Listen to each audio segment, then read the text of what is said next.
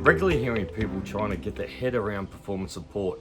So the whole learning in the flow of work, and they're trying to think of what is it and how does it work.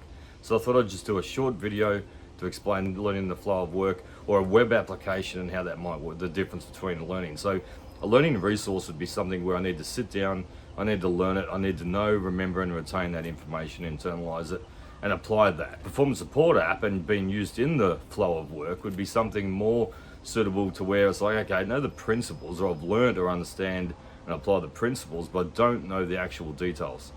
So provide me a digital blended resource that I can go to really quick, really easy at the point of need, and then request that information. And then the web application or the performance app, web app, would then create that and give me the information. So the difference there is one needing to learn something versus something needing to know how to apply something right now. And an example would be copyright. So we did a program years ago for a Department of Education. They needed a copyright tool or a copyright learning intervention. So what we decided to do for them to meet their specific requirements was to create a short learning intervention, a digital learning intervention, because everyone was scattered around.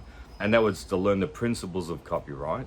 And then we also created a web application. So we got the content, all the copyright information, the rules, and AI is good to use that now. Grab all the content, and then we created a web application, like an app, that a teacher could then go to say, this is what I'm going to teach, the context of what I'm going to teach, and who I'm going to teach, and the resource. And then by that diagnosing questions then would then, or call them prompts now, would then produce the outcome, which the outcome would be, yes, you can do that, or no, you can't do that, or maybe you could do that, but here's some rules you need to consider and reapply.